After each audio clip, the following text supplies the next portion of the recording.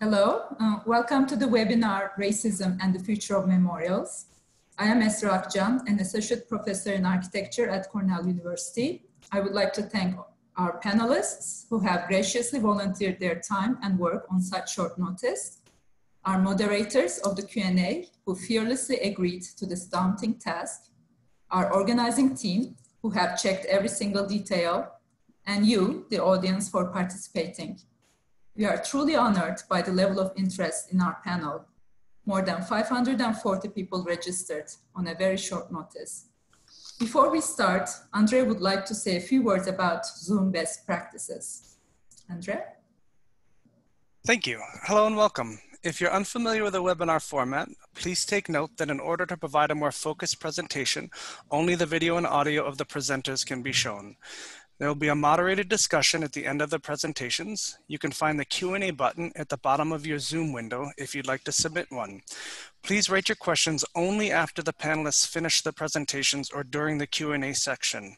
This will help to avoid pop-up distractions for the current speaking panelists. Please keep your questions precise, short, and on topic.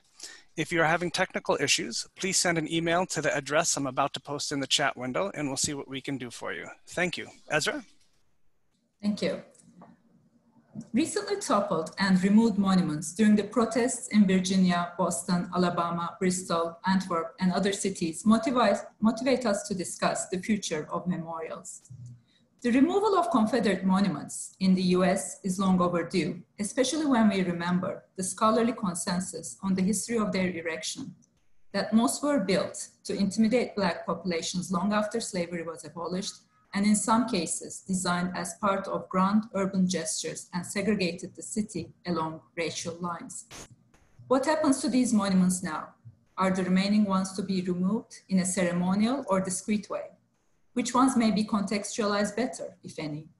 Are they to be thrown away, maintained in museums, which are already filled with white male artists, or left to natural decay in parks to fallen sculptures? Are there to be other monuments on their existing pedestals or critical additions to mark the moment of transition? And what can we learn from this experience to carry us forward? What are monuments for? What is next in the ethics of commemoration? In today's panel, Manisha Sinha will share her scholarship on the history of Confederate monuments and flags from the perspective of the current debates. Our panel will not be confined to the topic of Confederate monuments and include other related themes about the future of commemoration. To that effect, I will make a presentation on the transitional justice memorials around the world and share ideas about the proactive roles that architects can take in accountability and reparations debates. Another related issue in today's monuments debate is the relative lack of memorials and physical and visual manifestations of Black and some of the other minority cultures in American cities. To that effect, Mwanzaa Brown will present his master's thesis on the physical remnants of Black heritage in New York's Harlem, which he wrote at Cornell University. Each panelist will make a 15-minute presentation, and then the Q&A will be moderated by the co-presidents of Cornell NOMAS, which is the student-run chapter of the National Organization of Minority Architects. NOMAS began at Cornell in 1992 under the direction of Diversity Affairs Advisor Ray Dalton. His efforts to diversify the architecture department successfully brought more Black and Latino students into the program.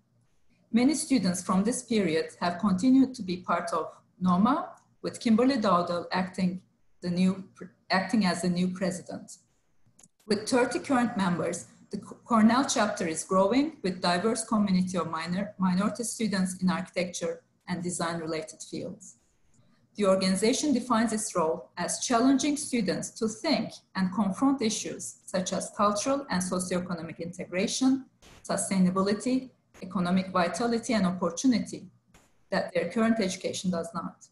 They recently wrote an open letter to the architecture, art, and planning community expressing solidarity with Black Lives Matter movement and addressing the need to, quote, dismantle systematic racism that our institution suffers from.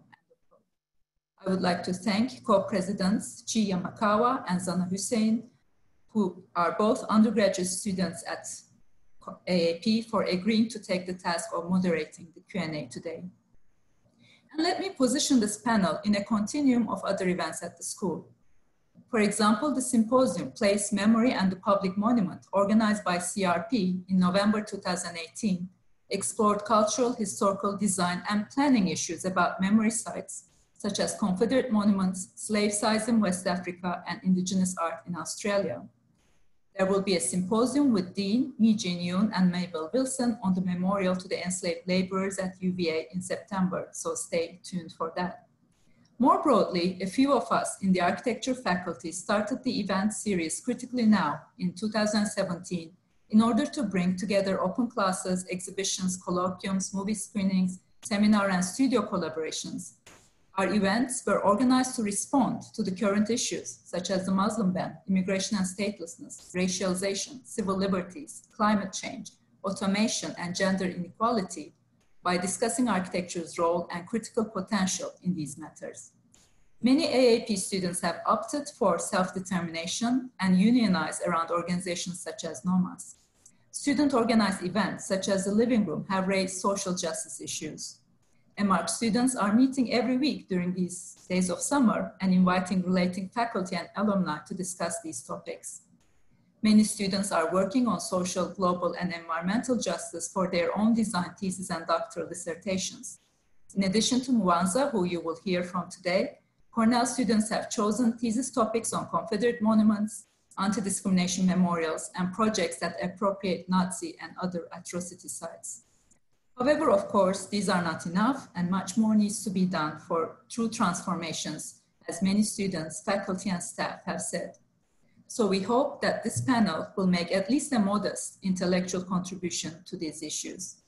And let me now introduce our first speaker. Manisha Sinha is the Draper Chair in American History at the University of Connecticut and the Mellon Fellow at the Radcliffe Institute for Advanced Study at Harvard University. She received her PhD from Columbia University, where her dissertation was nominated for the Bancroft Prize. She taught at the University of Massachusetts for over 20 years, where she was awarded the Chancellor's Medal, the highest honor bestowed on faculty. She is the author of The Counter-Revolution of Slavery, Politics and Ideology in Antebellum South Carolina, which was named as one of the 10 best books on slavery in Politico in 2015 and featured in the New York Times 1619 project recently. Her second book, the multiple award-winning The Slave's Cause, A History of Evolution, was longlisted for the National Book Award for Nonfiction. She has lectured all over the world and written widely for the mainstream press, including the New York Times, the Washington Post, and the Wall Street Journal, and has been interviewed widely by the national and international press. A historian of the long 19th century, her research interests lie specifically in the transnational histories of slavery, evolution, and feminism, and the history and legacy of the Civil War and Reconstruction. Manisha? Thank you, Esra, for that very generous introduction. And I also want to thank the Cornell team for putting together this webinar and for inviting me today. As you can see from the title of my presentation today, I do think that there is nothing, that there's no redeeming quality, I should say, to the Confederate monuments, that they belong to a category of their own. I have argued for them to be taken down since the 1980s. I see them as perpetuating false narratives of the Civil War and also as becoming sites of active political harm to all American citizens, and in particular, Black citizens. So I am going to talk very briefly today about the history of how these monuments were put up, the false narratives that they have perpetuated, and how in recent years they have been taken down because they have actually become rallying points for white supremacists and have actually become rallying points for, I should try to change my screen. Oh, here I am. For people actively seeking to harm others. You know, people have died in protesting these monuments. So I think it is important to remember that these are not just some innocuous monuments that litter our landscape, but they cause active political harm. So the first thing I'd like you to think about is what is known amongst historians as the so-called lost cause mythology in the South. After the Civil War, there was an active attempt to argue that the war was not about slavery, that it was about states' rights, it was about Southern honor.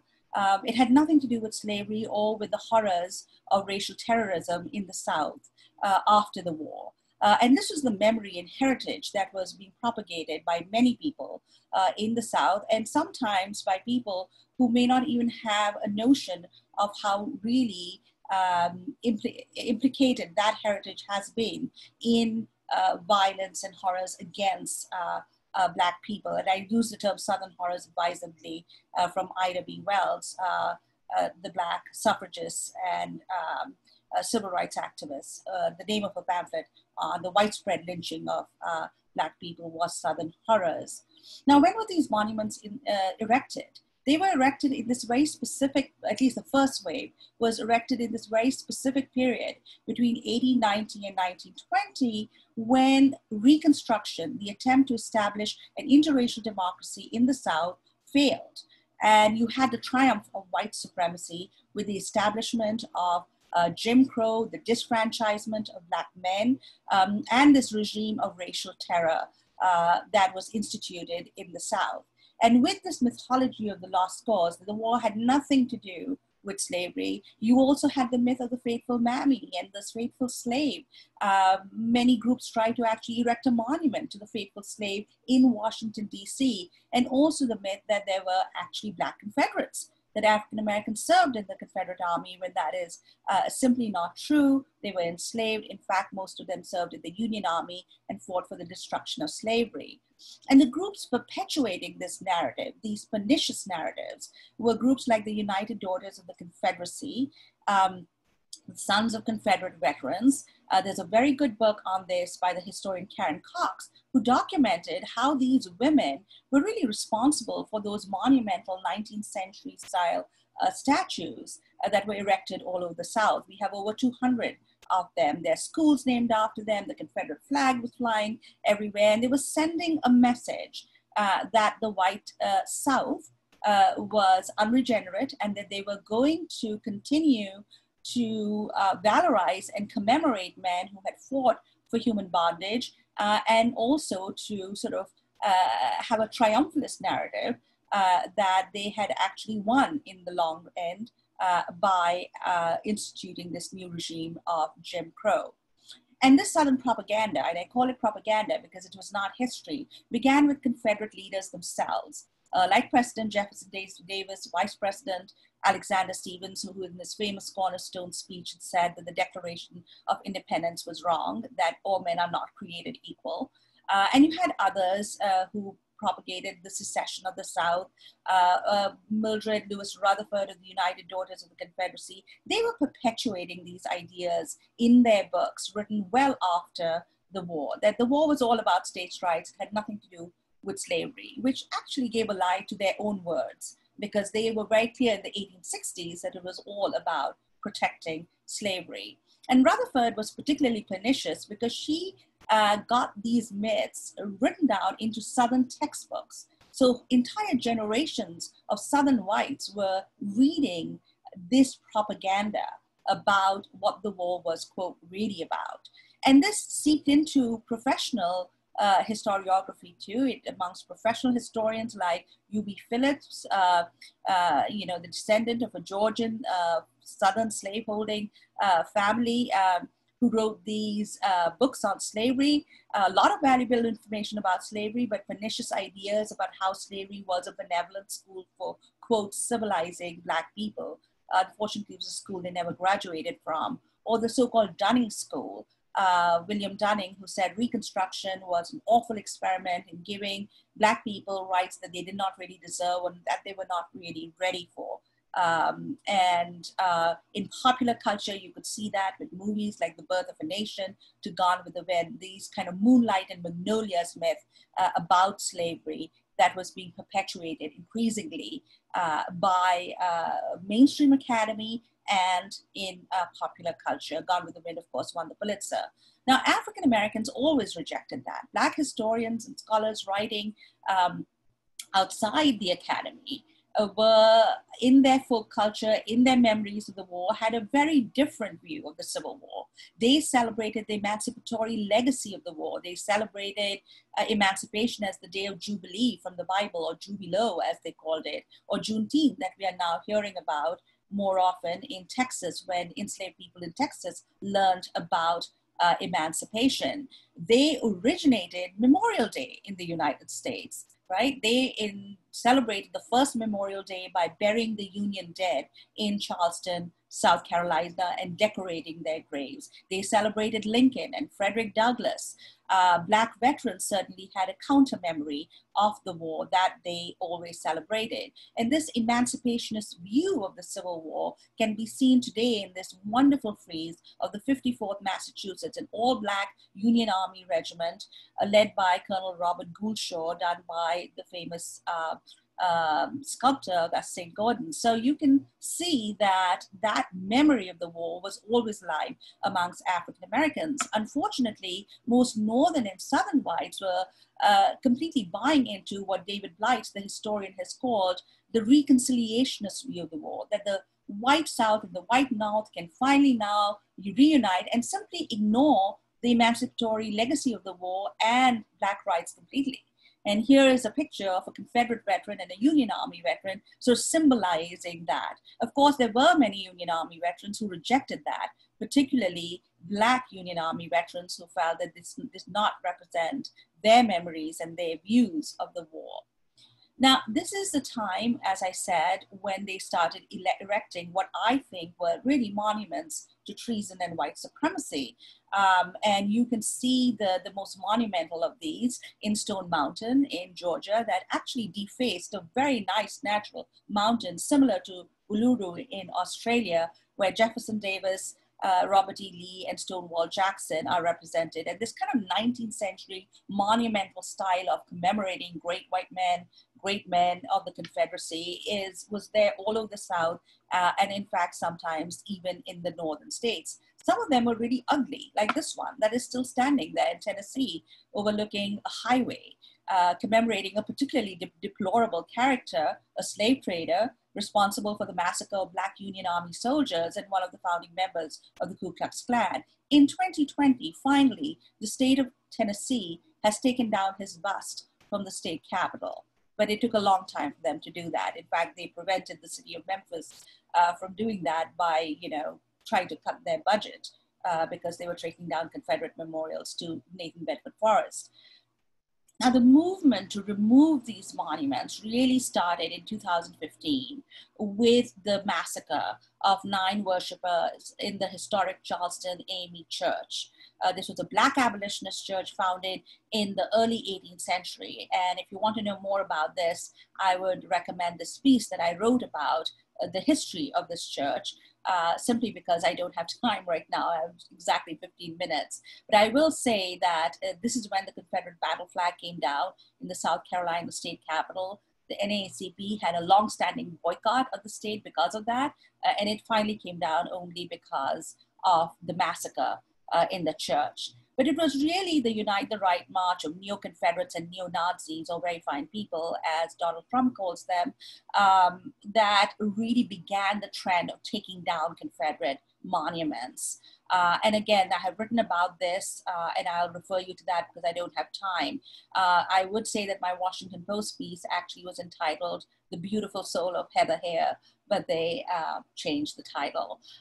But this is when you had Mitch Landrieu take down Confederate monuments in New Orleans, and it was actually protested, his decision to do so, but his speech was actually quite amazing because it was like a historian's dream. It was extremely accurate in terms of why these monuments were erected, what they represented, and why they must go. That there is no, we can't even contextualize these monuments. Maybe there are others, like the slaveholding founding fathers, or others that can be contextualized, but with the Confederate monuments, they have been sites of active political harm. With the Charleston Massacre and the Unite the Right March, one can actually make that case. It also led to public history students, as in North Carolina State University, protesting Confederate monuments. These women using suffragist flags protested the monument of a Confederate woman. And I think these were all really good things that came out of the Unite the Right march. In Baltimore, monuments were taken down in the dead of the night. University of Texas, there was all sorts of protests at the University of North Carolina for the Silent Sam monument. So all kinds of good things came out of that. But it is really the movement for Black Lives, which was actually founded in 2013, right, with the murders of Trayvon Martin and Michael Brown and Sandra Bland and others. But it is George Floyd's murder and this massive interracial movement that has spread throughout the country that has really meant the end of Confederate monuments. And I can't tell you that as a Civil War historian, this really gladdens my heart. I don't think these people are destroying history. They are in fact correcting history. And you can see this, that the most significant Confederate monuments are now being taken down. Protesters took down Jefferson Davis, but the other two, Jeb Stuart and Stonewall Jackson, are being removed. Lee, there was a court case, there was some sort of controversy over taking it down, but now I hear the city council is actually going to dismantle it by slicing it bit by bit, which I think is only appropriate.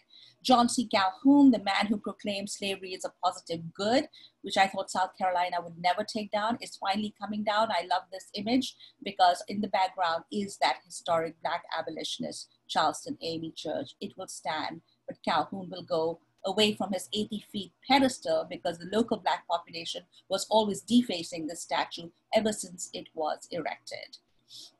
The Mississippi flag finally, which was put, the Confederate battle flag, it was put into the Mississippi flag in 1894 with the triumph of Jim Crow. That has finally been removed. And I won't take up too much time because I can see I'm running out of time here. I will say that many of the Confederate battle flags were put up in the 1950s in Georgia, for instance, as a symbol also of resistance to the civil rights movement. And this is the second wave of monument building. In fact, that frieze that you saw in Stone Mountain was completed only in 1970. So this ongoing project of commemorating white supremacy and using Confederate monuments to send a political message is actually quite overt. And you can see this when they are built and when, Confederates have been commemorated and when these flags have been commemorated. So in my opinion, all Confederate statues, monuments, names of schools, names of military bases, which is actually quite shocking because they attacked the US Army, all that should go because they really send a message that there are some Americans who refuse to imagine Black people as equal citizens in this country. And they're a standing rebuke, I think, and they perpetuate that kind of political harm. So I'm not going to go any further because my time is up. And I am going to hand over the floor to Esra, who's going to talk much more about the kinds of memorials we can imagine, reparative ones that can actually do real justice to the history of many of these horrors that the country has been through. And she gives an example of the lynching site in Alabama, which I really like. So without further ado, I will introduce Esra, return the compliment here. Esra Akcan is the Michael A. McCarthy Associate Professor in the Department of Architecture at Cornell University. She completed her architecture degree at the Middle East Technical University in Turkey and her PhD and postdoctoral degrees at Columbia University. She received awards and fellowships from the Radcliffe Institute at Harvard, the American Academy in Berlin, the Institute for Advanced Studies also in Berlin, Getty Research Center, the Canadian Center for Architecture, the Mellon Foundation. If I list all her fellowships, we'll be here for a long time. She is the author of multiple books, including Landfill Istanbul, Architecture in Translation, Turkey, Modern Architectures and History, and Open Architecture, Migration, Citizenship, and Urban Renewal of Berlin-Kreuzberg. Currently, she is working on her books, Intertwined Histories of Seven Other Wonders, and Right to Heal, Architecture in Post-Conflict and Post-Disaster Societies. Esra. Thank you, Manisha. Let me share my screen now. Okay, this one.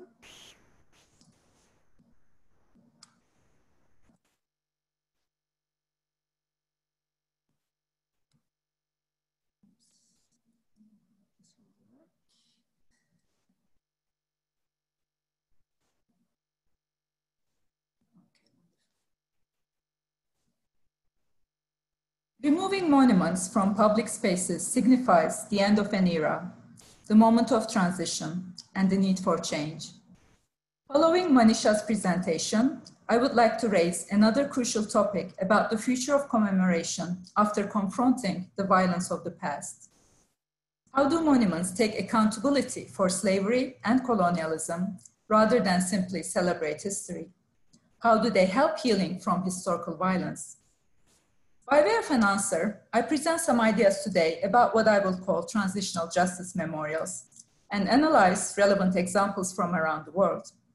My implication is that US and countries in Europe that are confronting their histories of slavery and colonialism through public monuments might indeed get some inspiration from the experience of countries with a history of transitional justice, such as South Africa, Argentina, Germany, Bosnia, Rwanda, and others. To define transitional justice in a nutshell, let me refer to Kofi Annan's words. It is the full range of processes and mechanisms associated with a society's attempts to come to terms with a legacy of large-scale past abuses in order to ensure accountability, serve justice, and achieve reconciliation. Today, transitions from military regimes, civil wars, genocides, apartheids, as well as healing from colonization and slavery may be topics of the multidisciplinary field of transitional justice. Mechanisms include truth and reconciliation commissions, trials, reparations, compensation programs, and institutional reforms. After the toppling of the statue of King Leopold II, Belgium just instituted a Truth and Reconciliation Commission for reparations to ex-colony Congo. During recent protests and monuments debate, Angela Davis also spoke about a Truth and Reconciliation Commission as a start in the US. Transitional justice memorials should be different from war and heroism monuments as they come to terms with internal violence, with state actions that violated the rights of citizens whom they claim to protect. Architects are usually excluded from the decisions over the need, site, representatives, and narrative of memorials, only to be brought in at the last stage to design the physical environment. Another implication of my talk is that architects can take more proactive roles by engaging in the accountability debates at earlier stages. I will discuss these memorials from the perspective of site, form, program, funding, and procedure. And let's start with the site. Transitional justice memorials are no longer statues of a handful of heroes on pedestals, but complex conceptions of sites where sculpture, architecture, landscape design, earth art, performance, and educational programs might be combined. They should not be monuments to single individuals who are never perfect in every sense, but to healing ideas and values. These memorials may be located both in found and constructed sites, namely both spaces where the trauma actually happened and symbolic spaces that would be associated with healing by virtue of the memorial. There are mixed opinions about apology memorials that repurpose torture sites. While such spaces strongly reveal historical violence, they may also perpetuate trauma rather than heal it. The location of the incomplete memory park in Argentina at the former torture chamber raised hesitations for this reason. Conversely, in Chile, exposing and appropriating the violation spaces became a major transitional step, such as the uncovering of the Villa Grimaldi as a secret police torture center. An additional concern is the site's visibility. A familiar critique of memorial is their participation in forgetting and whitewashing, despite their opposite intention. And the choice of location is not a trivial factor here. A frozen singular site in an obscure place is more likely to trivialize atrocities than multiple sites that are constantly animated with educational and art programs. The number and accessibility of Holocaust memorials all over the world are more likely to disseminate the necessary reminder, never again. In Chile, for this reason, multiple memorial sites were allocated, such as the several stadiums and universities, in addition to the approximately 250 plates to the victims of Pinochet. Most of them emerged with determination of local communities such as the Rural Pain that houses dozens of mosaics completed by the relatives of the victims. Another consideration is the physical design. From a formal standpoint, transitional justice memorials have shaken architecture's confidence in monumentality.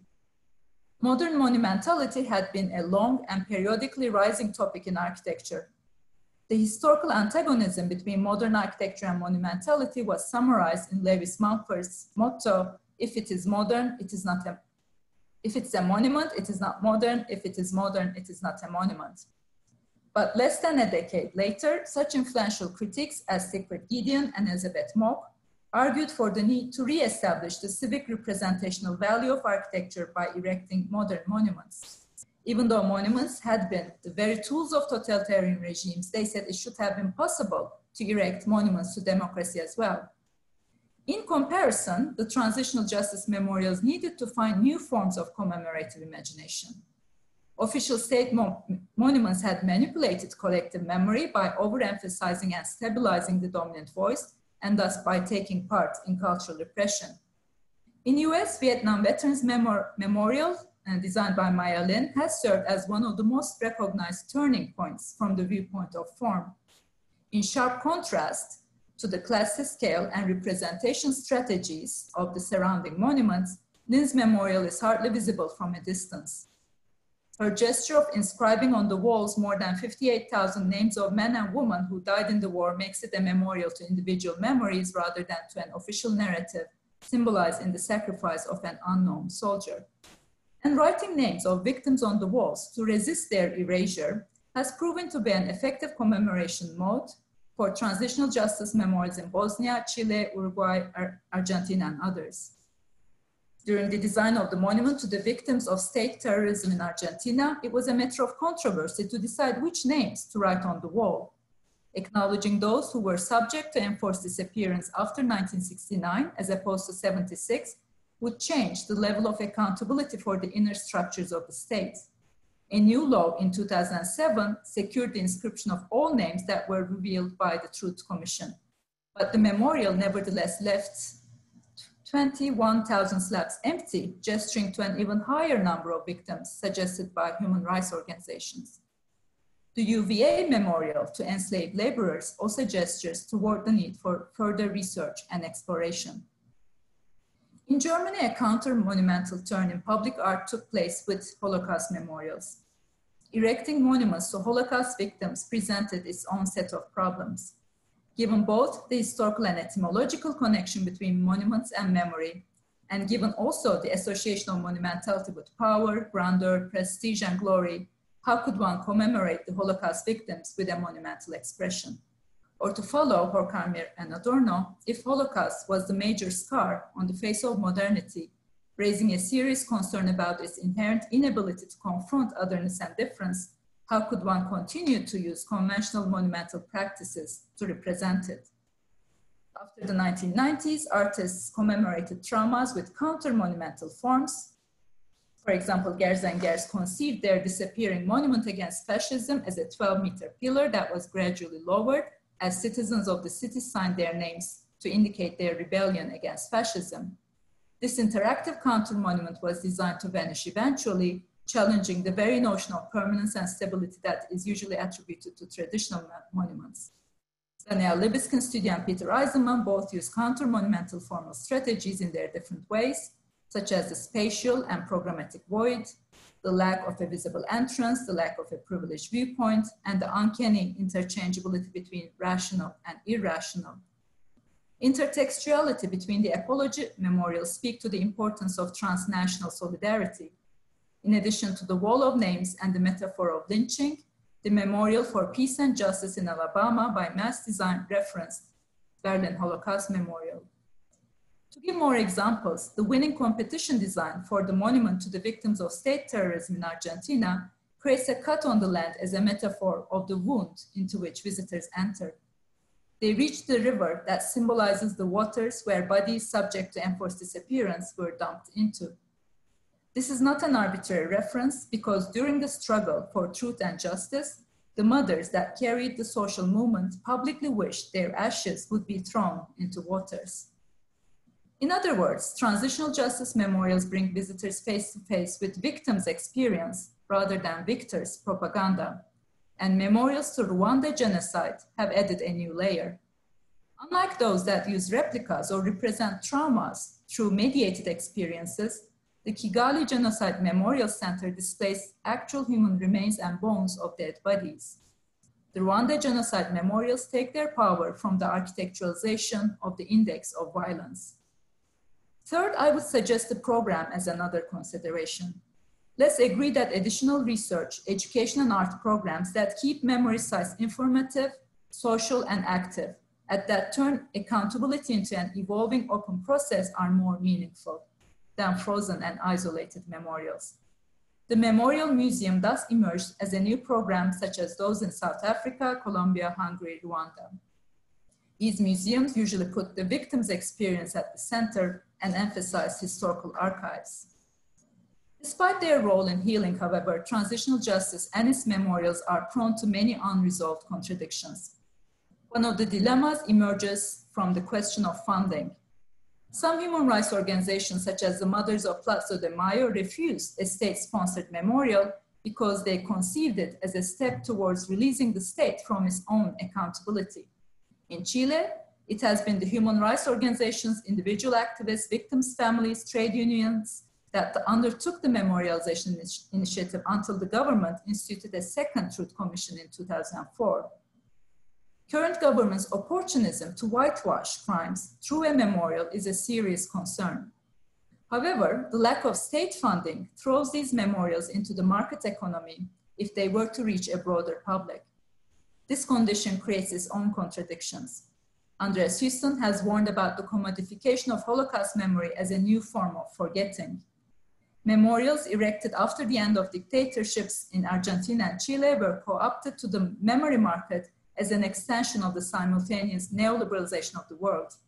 In a context where memory groups reject governmental support and need to survive in the market economy, trauma sites gets integrated into the tourism industry. The never again motto is turned into a logo. The incomplete memory park of Argentina periodically faced drawbacks because of the ambiguities in its funding structure. So if the state is not involved in memorials to victims of state violence, the result is not an apology, and the state gets away from its financial burden, while memorialization is left to its own devices in a neoliberal world. If the state is too involved, it dictates the message in its own partiality, and in a very imperfect world that is prone to continuing hierarchies. In this context, societies need to find new ways so that the state is involved in the funding of the construction and management, while the narrative is democratized by involving many groups, including those who have been most affected. At the same time, critical historiography needs to endure so that justice and peace building becomes a continually updated project. Another contradiction is the implied ranking of suffering due to unequal monetary resources, space, and scale granted to different memorials. Nothing but the visual supremacy of Holocaust memorials at the expense of other victims exposes this contradiction better. While the memorial to the murdered Jews of Europe fortunately takes a vast space at the center of unified Berlin, other victims of Nazism, such as the Roma and homosexual populations, hardly get commemorated in the same way. Moreover, Holocaust memorials in immigrant neighborhoods, such as Berlin's Kreuzberg, failed to triangulate German, Jewish, and immigrant memories, even though many drew connections between historical and contemporary discriminations against the Jewish and Muslim populations. So the exclusionary practice in the selective inclusion of victims brings me to the topic of identity politics.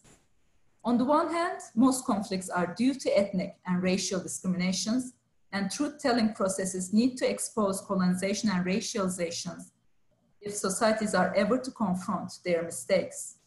On the other hand, the final goal of transitional justice is perpetual peace building, to put an end to conflicts. It's a delicate reconciliation after which all involved parties shake hands in peace, so to speak. Any practice or memorial that fuels conflicts by reversing or constructing a new hierarchy between groups, or planting seeds of violence, or equating revenge with equality, or using the word victim as a synonym of good is bound to distort this final intention. To get back to US, we might ask, how could the architecture discipline give a forward momentum to transitional justice today? Memorials are not the only medium, but they can indeed start the process of justice rather than conclude it. For example, the first plate at Town Foreign Assembly Center to commemorate the interned 110,000 Japanese and Japanese Americans during World War II was placed before the official apology in 1981, which was followed by the reparations that were granted in 1988. In other words, it was the memorial that started the process and demanded apology and reparation rather than the other way around. The UVA memorial to enslaved laborers may have a similar effect if we are to anticipate from its short life so far. The Chicago Torture Justice Center that seeks to address the traumas of police violence and institutionalized racism through access to healing has initiated the design of a memorial and is now asking the mayor for the money and land to construct it. To conclude, recently scholars and UN working groups have used the transitional justice language to give a new push to Black reparations debate.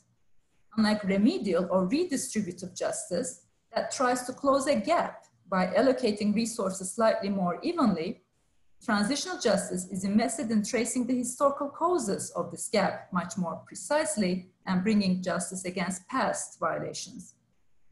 While some claim to safeguard Confederate monuments in the name of history, transitional justice proves the need for reparations by drawing from history as a critical discipline. Scholars have made the case that in major US transition periods, such as the Reconstruction and Civil Rights era, equity sought through ahistorical distributive justice has remained less effective than possible. Instead, the transitional justice procedures may move toward fairer reparations, including monetary redress. As Robert Meister wrote in one of the earliest anthologies of transitional justice in 1999, the US is a country still in transition from its history of slavery, and we should add settler colonization. In this context, my argument is memorials to come may also imply transitions to come. And let me now pass the microphone to our third speaker. Mwanzaa Brown is an architectural designer at Barkow Leibinger. He received his Bachelor of Arts in Philosophy at Amherst College in 2012 and his Master's of Architecture at Cornell University in 2018. His design thesis at Cornell University analyzed the physical remnants of Black heritage in Harlem, New York. Thank you. Thank you, Esra.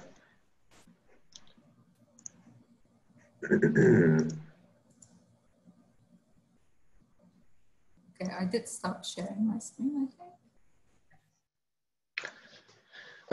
So my research began not by directly addressing the questions of monuments, but rather how architecture already acts in some way as a monument.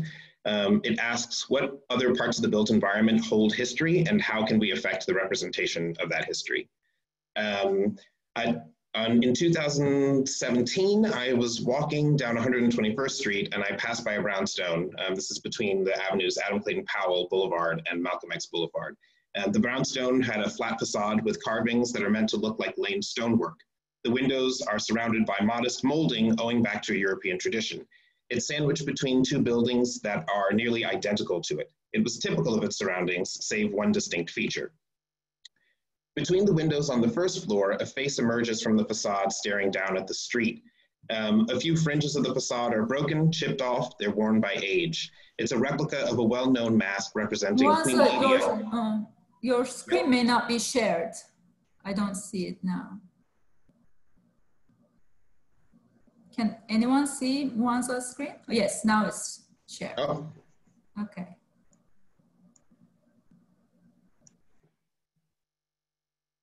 All right, well, shall I just start over? I'll start over.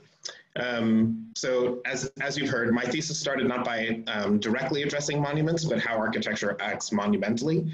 And it asks what parts of the built environment hold history and how can we affect the representation of that history. So I walked past this brownstone with the flat facade and the carvings that are in this European architectural language. That's pretty typical of its surroundings. And here is the intervention that I found. Between the windows on the first floor, there's a face that emerges. It's the representation of Queen Idia, the mother of the 16th century king of Nigeria. This mask is a part of the building. It's almost nondescript, and it's made of the same brownstone material as the rest of the facade, and it's pretty easy to miss. However, once you're aware of it, it's hard to ignore. This one detail calls the molding into question. What appeared to be a European motif now bears the character of something African, a textile or a pattern, and raises a question about the history of the building, who lived there and what their contribution to its base was. This seemed to me to be a Black American architectural intervention. The building brought up some questions for me. What's the legacy of Black culture on the buildings in Harlem? How does something like a racial culture manifest in architecture? And how has access and wealth affected that manifestation? And these questions were the starting point of my research. For some context, Harlem is located in New York City on the northern end of Manhattan. It has amorphous boundaries, but is typically bound between 110th Street to the south and 164th Street to the north, Fifth Avenue to the east, and Morningside or Convent Avenues to the west. Today, Harlem is synonymous with Black America, but in its very name, Harlem, originally New Harlem, it suggests that it was not made for Black Americans. Black Americans moved to Harlem in the early 1900s while fleeing the racist South and condemned parts of New York City, and often these parts were condemned to clear out space for newer public projects. The housing stock that Black Harlemites inherited was particularly opulent. Harlem's history dates back to the 1640s as a Dutch settlement existing far away, what was at the time far away from New York City. For years, it was a haven that New York's elite escaped to avoid the putrid conditions of the summer-baked city. And what is now called Harlem was the site of large mansions. For example, this one, the Morris Jumello Mansion, attracted the likes of George Washington and Alexander Hamilton, who later built the Hamilton Grange on what is now 143rd Street. This is the Hamilton Grange. The mythology surrounding this part of the city made it attractive to the upper middle class that was increasing by the late 1800s. An increase in wealth led to a housing boom in Harlem. Speculators saw great profits in buying plots of land, of farmland, and converting them into row houses or mini mansions for those who wish to live outside the city center. Increased public transportation above ground and a promise of the subway saw speculation drive the production of townhouses and brownstones in Harlem.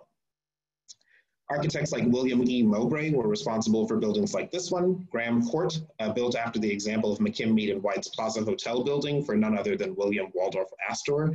And while there were examples of Black people, wealthy Black people living in building in Harlem, like the famed Madam C.J. Walker, the first Black female millionaire, the bones of Harlem that would come to be occupied by a majority of Black residents were not built for them or with them in mind. For the research that I'm doing, the buildings that I'm looking at were all developed before 1901. The beginning of the 20th century brought with it a change in the speculative wealth of Harlem. After the economic crash of 1893, it was clear that the building boom in Harlem wasn't going to pay off. Property values began to fall, and landlords could not find white residents to fill Harlem apartments, and Black residents in the midst of the Great Migration flocked to the newly available Harlem. Ever since, Harlem has been a Black town. In 1910, Harlem was 10% Black. By 1930, it was 70% Black. In many ways, Harlem existed as the center of Black life in the 20th century. Harlem was home to the new Negro movement, which has since been renamed the Harlem Renaissance. As Black Americans moved to Harlem, they were invigorated by the spirit of possibility. A new life awaited the new Negro as they found new access to wealth, prosperity, and self-determination. And so much of those experiences took place inside of these brownstones. When folks research their homes, it's not uncommon for the names of famous figures to appear. For example, the likes of Langston Hughes, photographer Roy DeCarvero, and jazz musician Fletcher Henderson are a few of the names that I encountered in the homes that I surveyed. Many of the townhouses that were built in Harlem were stock houses, but even those were of a pretty high quality given the time. Interspersed among these more stock neighborhoods were boutique creations of the developers like Mowbray, who I mentioned earlier, who built 20 townhouses on 144th Street between Convent and Amsterdam. These homes have been built of different styles, sporting a hodgepodge of Flemish revival forms, Tudor accents, and Dutch ornament. And these buildings were not anticipating or reflecting the Black Americans who lived inside. However, these architectural signifiers were part of the new wealth that Black Americans enjoyed here.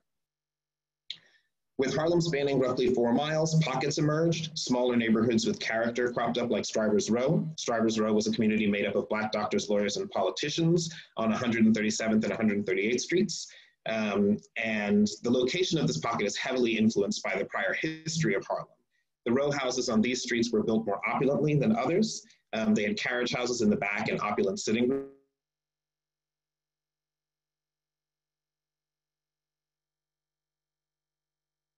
Homes made it ideal to place Black-owned businesses, primarily doctors' offices and lawyers' offices, in the basement and first floor levels.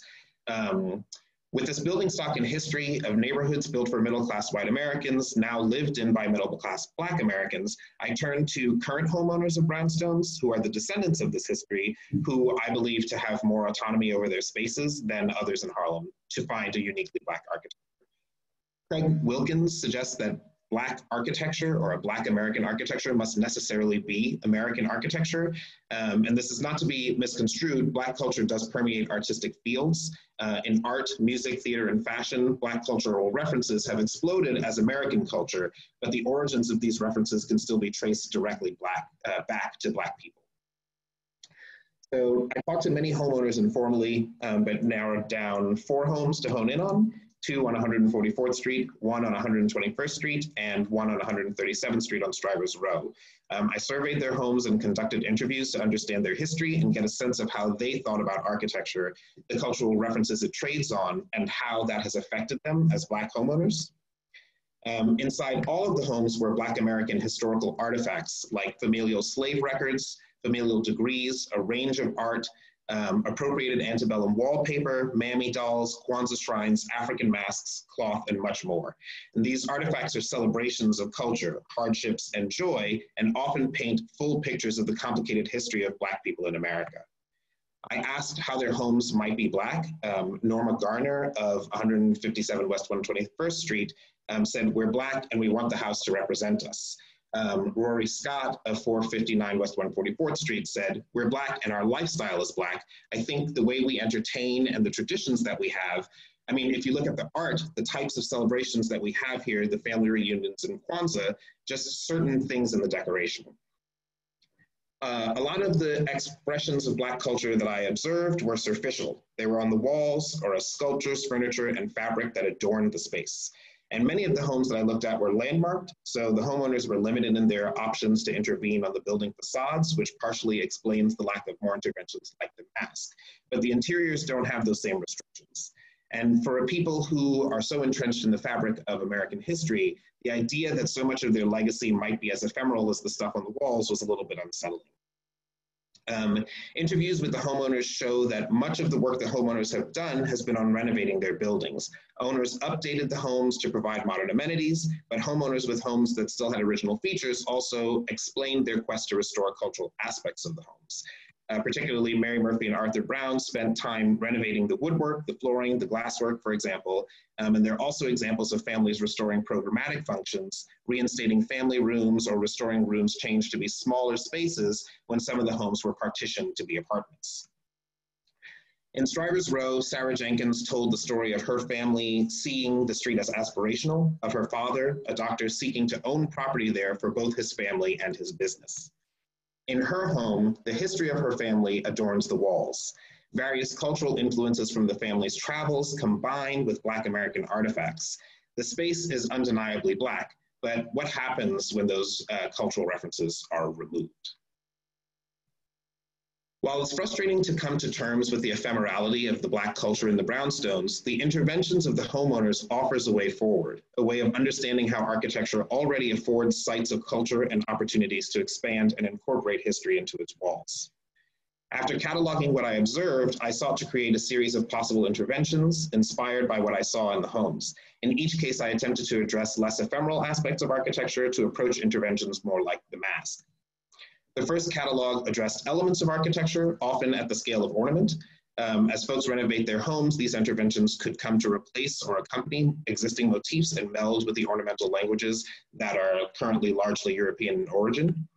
And paying attention to what homeowners described as parts of their spaces that were often renovated or were considered features, elements like molding, stair details, and flooring were all reimagined using these references that I observed in the homes.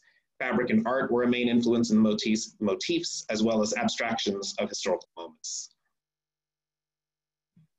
These interventions seek new references for the ornament of the houses and often act to project the culture onto the walls and floors of the buildings to provide more permanence.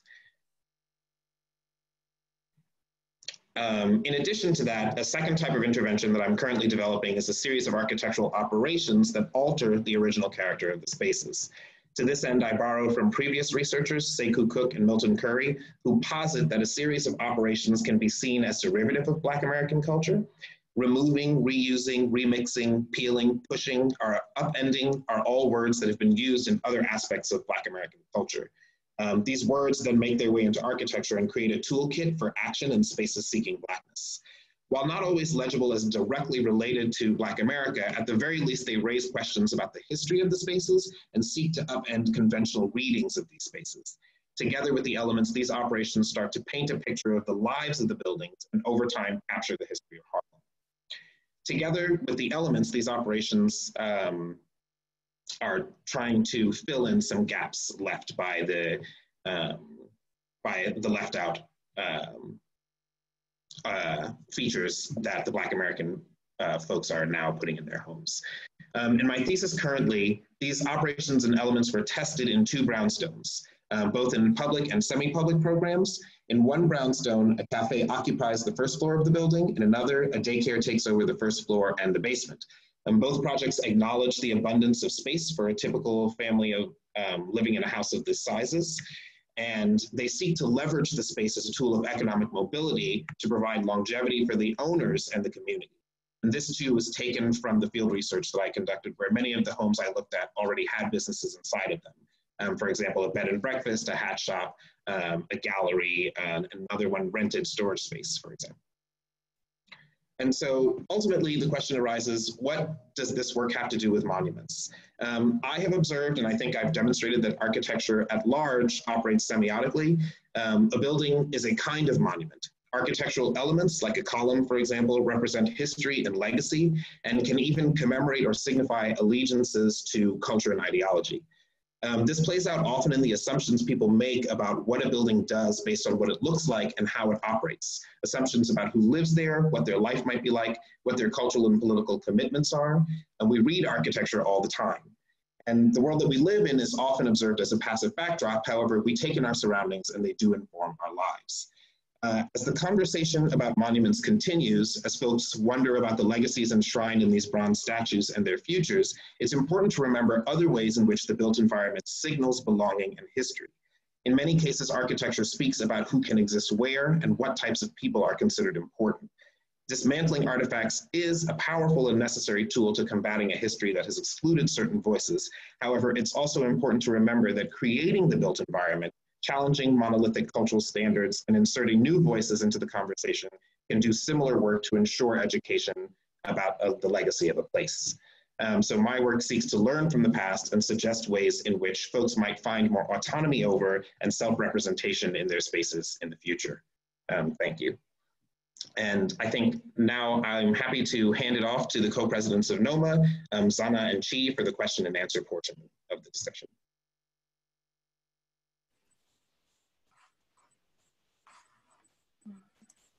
All right, thank you everyone for those lovely presentations. I think we can go with the first question that we can see. So this is a question for Professor Manisha Sinha, but I guess anyone here can answer it as well. How does one re-educate a white supremacist regarding public monuments? Well, you know, there are several ways to do it. As I've said, there are certain monuments that we have of slaveholding fathers or maybe past precedents with sort of complicated histories that can be historically contextualized, where we can actually talk a little bit about some of their achievements and some of the problems. There's no need to whitewash history. I think Esra's presentation shows that this kind of monumental style of commemorating people is kind of passé. We don't do those kind of monuments anymore. But I'm not a big advocate of just like removing each and every monument. I think there are monuments that we have in the United States and elsewhere in the world that can be contextualized by historians, by people who do public history and work in museums. But the Confederate monuments, I think, are really in a category of their own. You know, Hitler's statue was put in a drain in Germany after the Second World War, and no one is trying to retrieve it. And I think one way to educate white supremacists is to tell them that these monuments are really monuments that have no redeeming qualities to them. Now, if you're a sort of a hardcore white supremacist, you would be doing what the Unite the Right March did in Charlottesville, or what Dylan Roof tried to do.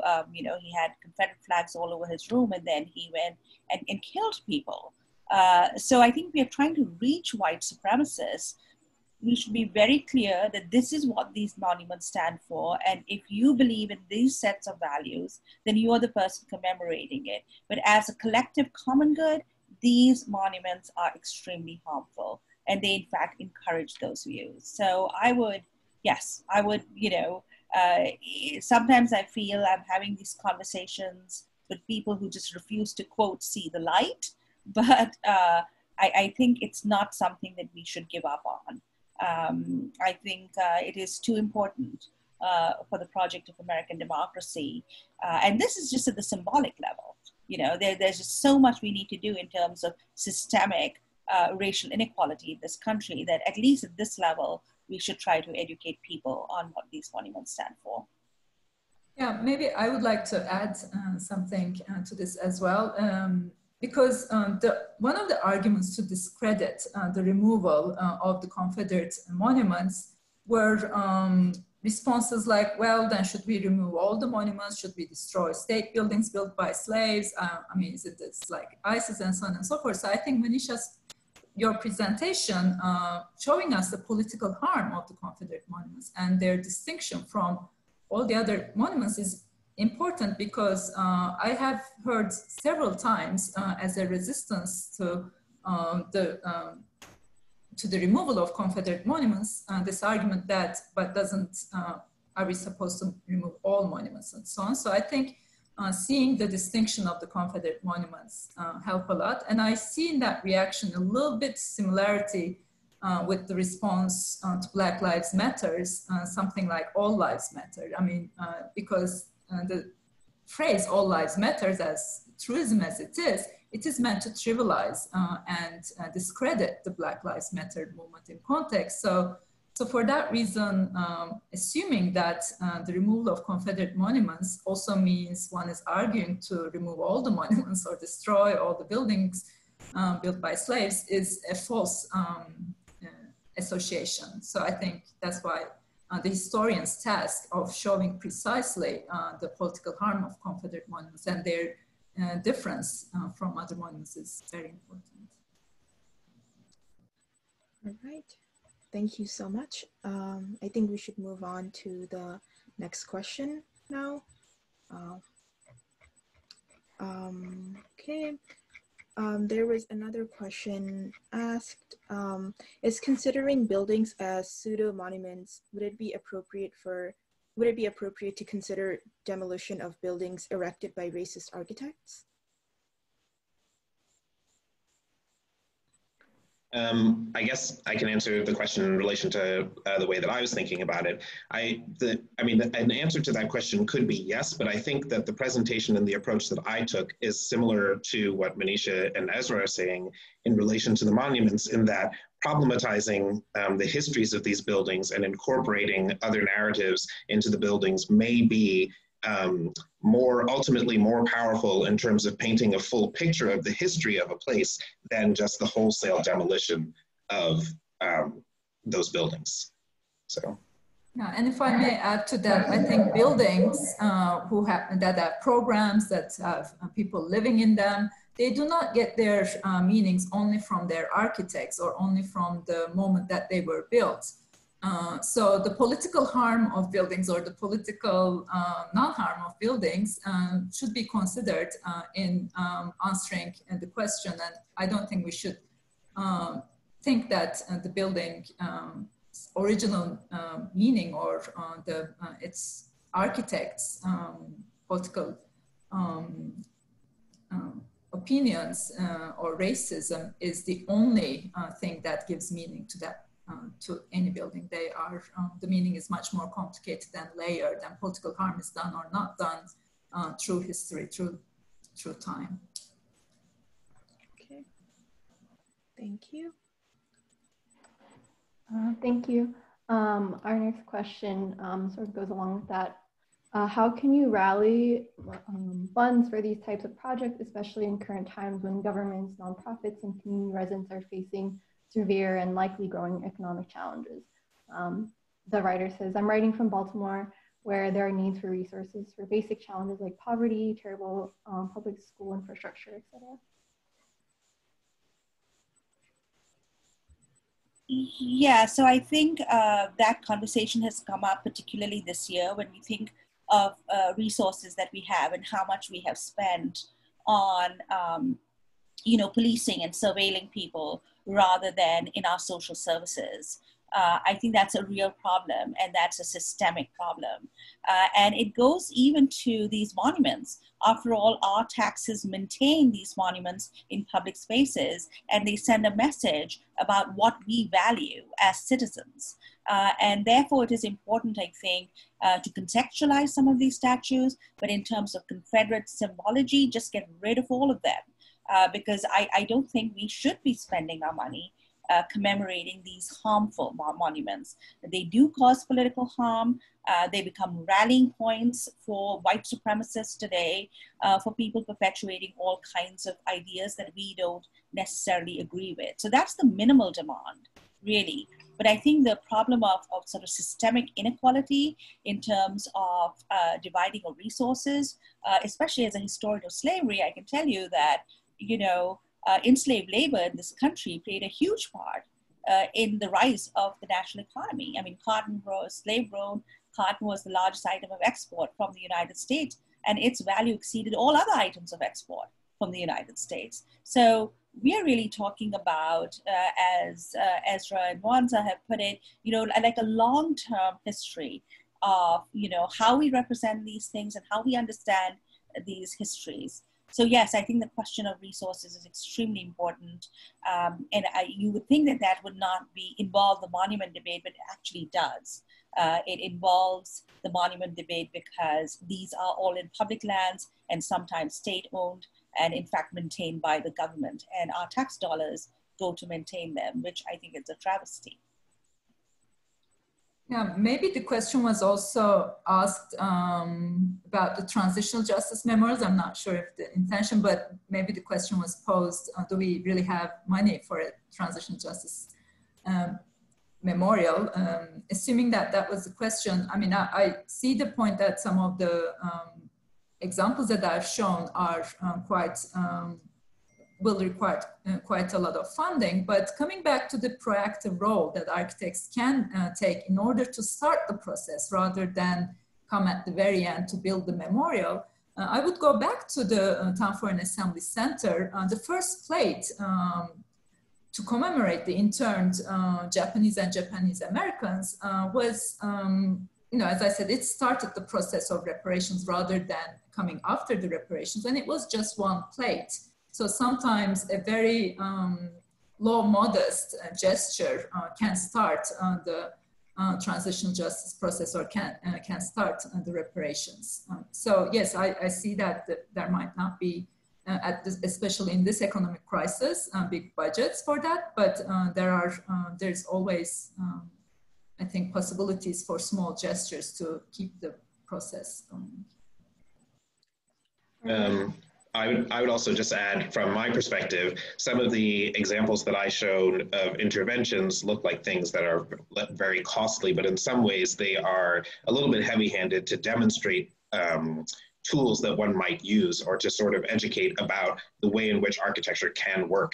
And I think that ultimately having a tool set or being aware of issues aware of these issues across a broader spectrum about what the built environment, be it buildings or monuments, is representing and what that might do to the residents in those areas. Having a conversation about that and ways in which that might be challenged is kind of the first step in changing that. And as Esra said, in all of these cases, you can imagine very small, for example, the first slide that I showed was a mask on a facade. It's like single intervention on the facade that upends the entire conversation. So sometimes as Esra said, these small interventions really do quite a bit to affect people's readings of history and space.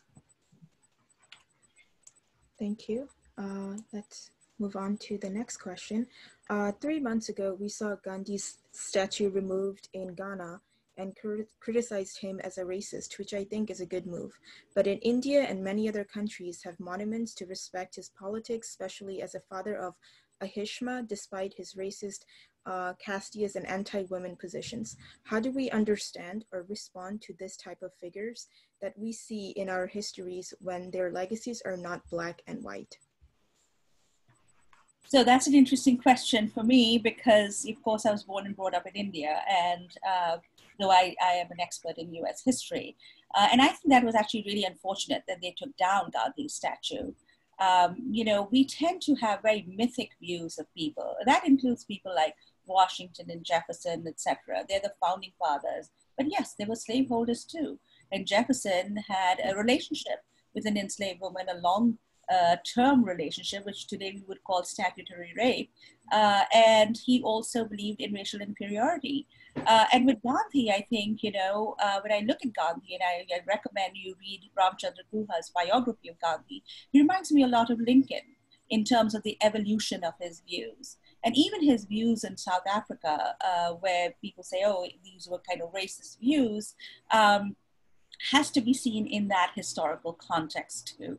And so I was really dismayed at this movement, because I think there's a lot to admire about Mahatma Gandhi, just as there's a lot to admire about Abraham Lincoln. And what is most to admire is the evolution of their views and the fact that when they were challenged about their limitations, they addressed it. So, you know, I think they are in a different category.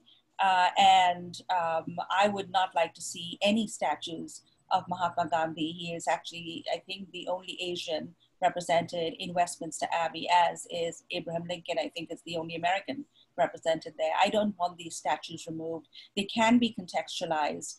We can read some of the things that they said. And I think the problem has been that we go from one extreme to another. Well, this person is a saint and now he's a demon. No, people are human beings, and we should be able to historically study them, study the complexity, study the nuances. But there's no nuance to someone like Hitler. There's no nuance to someone like Jefferson Davis and Robert E. Lee. And that's why I feel that they are of a different category and should be removed completely. So I actually disagree with that portrayal of Mahatma Gandhi. I would not call him a casteist or a racist, as knowing that he struggled, of course, as with all these issues, as many of us have done. And I would recommend the person to actually look at the historians who have dealt with this issue, rather than some of the more simple takes in social media. And I think today's or the future of monuments or memorials, I think it is more up to date, if that's the word, to build memorials to ideas rather than to people. I mean, people are usually much more nuanced, as Manisha said, and they have policies as well. And so that's why I think in the recent debates, it is not a perhaps coincidence that memorials are built more to ideas or to healing or to expose the violence of slavery and colonization rather than individuals who are never perfect, ever.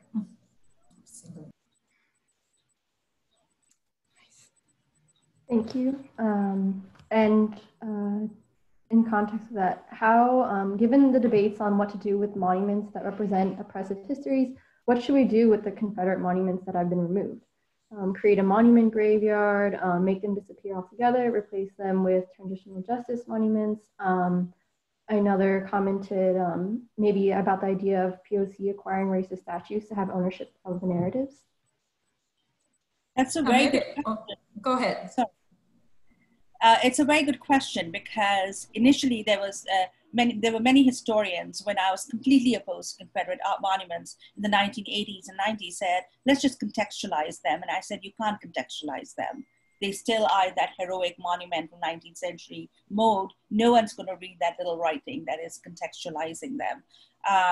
put them in museums. There's not enough space in museums. There used to be a museum of the Confederacy, which is now the American Civil War Museum. I've been there. There's not enough space there. Maybe have a monument park like Hungary did and put all the broken monuments there. You know, some of them are so ugly, like the one I showed you of Nathan Bedford Forrest. I think they should just be melted for the metal, which is probably more valuable. But the fact is that we really don't have space because they are constructed in those monumental styles. So what Richmond is doing now is literally cutting sections of Robert Lee's statue, which is like literally just simply dismantling it, piece by piece. That's their solution. In New Orleans, they put it in a warehouse. Where they should not be is in any public space, any state space that sends a message to people of color and to African Americans in particular that you are less than equal in this country. So I really think that they probably belong to the dustbin of history, both literally and figuratively. Monuments are not the way we do history. We will still remember their misdeeds in history books, but we cannot preserve them. We cannot preserve all of them. I think it would be actually logistically not feasible. And quickly, I forgot to say this in my previous answer to the Gandhi question. Let's not forget that Nelson Mandela, Martin Luther King Jr., a lot of people were influenced by Gandhi's ideas to fight for racial equality. So sometimes the ideas that people have long outlives them and their shortcomings. So if I may comment on what to do with the removed monuments, one immediate answer that I saw circulated in the media was to put them in museums, but obviously that requires a lot of funding from either a private institution or the state to maintain them. And the museums themselves at the moment are going through this entire struggle to diversify and de-Eurocentrify their collections. I mean, the museums are already filled with works of artists that glorify white male culture. So the museums themselves in this context that are trying to diversify and be inclusive, trying to maintain those monuments will be quite burdensome. My personal preference would be to leave them to natural decay rather than throw them away as if it was not different than any piece of garbage, or press them and make another monument maybe, or slice them, as Manisha was saying. In Moscow, there's a park to fallen heroes, but I think something that does not require any more tax money to maintain them is probably a better solution. But whatever it is, I think it should be a democratized decision. I mean, I don't want to say what I think I want to suggest a natural, leaving them to natural decay in a park would be a better solution. But I think whatever the decision, the process should be democratized. That would be my answer, rather than the city deciding single-handedly about what to do with the monuments. Okay, perfect. The next question is for Mwanzaa. Based on the conclusions of your thesis, how do you see the role of the architect in upending and reapproaching Black culture for new buildings? So again, in the way that I approach the thesis, I think there's like a particular kind of awareness that needs to be made about how architecture operates. And I think that it is, especially in the contemporary era, an often forgotten fact that architecture can represent culture. And even in periods where we think that architecture has the culture in architecture has been washed away, that those signifiers have all come to represent culture still. And so there's a conversation about, for example, race or class or a multitude of other commitments that architects demonstrate allegiances to in the ways in which they design. And I think for me, being more aware of that and having architects be aware of what signifiers of someone's culture might do to make someone more or less comfortable in a space. This is in many ways, like this here is the bind between my research and the conversation about monuments. If a monument was built in a particular way to demonstrate to a certain population that they don't belong there, what are other architectural interventions that could demonstrate that a person does belong? And for me, this is an early attempt at figuring that out. But I think that this is a conversation that architects need to ask themselves when they're designing for particular populations. What are they trying to demonstrate aside from just the programmatic needs, addressing the programmatic needs of whatever project they're dealing with?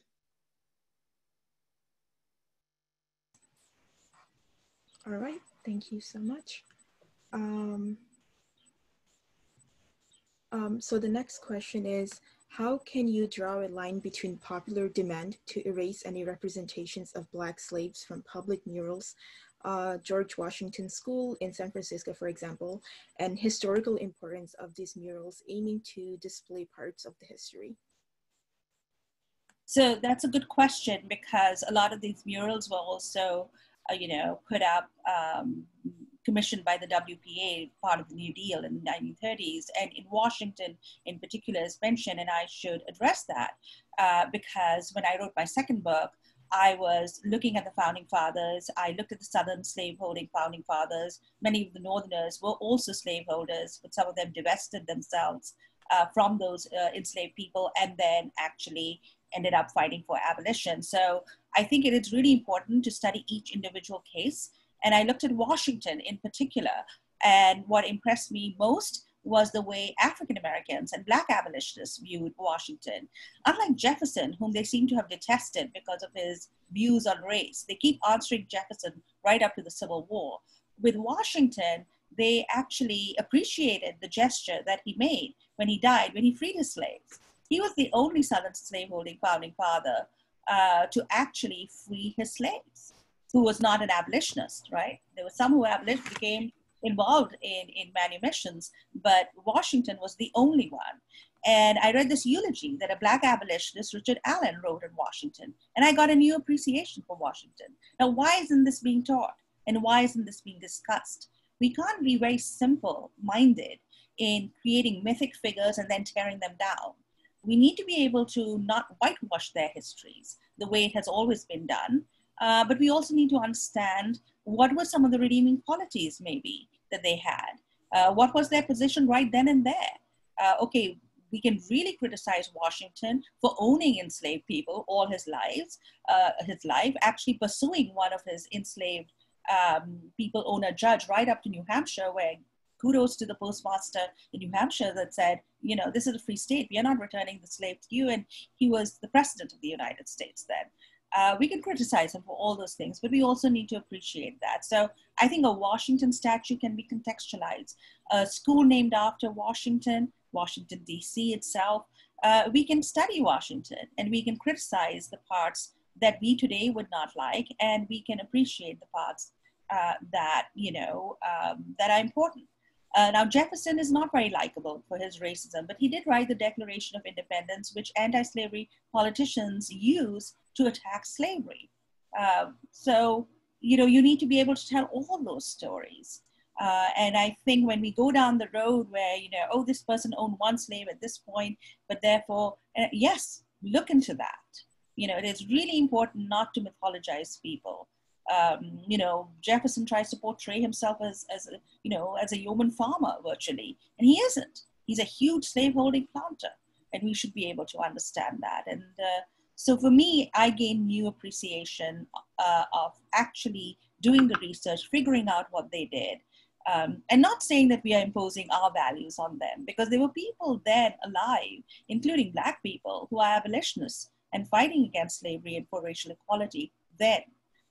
And that's how I think we need to historicize each one of these cases. We are not going down that slippery slope. In fact, it is opponents of taking down Confederate monuments who always make this case, because there have been very few attacks on those things. They publicize those. They have been at the fringes of this movement, and they publicize those because the argument is, if we take down Confederate monuments, we are in a slippery slope, we are going to take down everything. It is in fact opponents of taking down monuments who have made that argument consistently, and I don't think it is an adequate reflection of what's happening. Recently, monument, a mural to Washington and Rochambeau was actually defaced in Connecticut. And it was not done by protesters. It was done by miscreants trying to discredit the movement. So we have to be very careful how we go about with this, and having democratic discussions in local communities, looking at statues and saying, do you want to keep this? Do you want this to reflect your community today? I think is the way to go. And that is what I would say for most of the other statues, except for the Confederate ones or those directly involved in massacres of Native Americans. Many times then even people we've not even heard of really. Those probably need to go. Thank you for all the questions, and thank you to the panelists. However, we do have to wrap this up. Is there any last things you would like to say, or? Maybe I would like to add something. It also stands for the last question. I mean, to this day, it looks like there is still not an official apology, and there's still not an official national slavery memorial, transitional justice memorial to slavery. In US, there's one by UN. There's definitely individual entrepreneurs building those memorials, or universities. In my talk, I try to differentiate between distributive justice and transitional justice.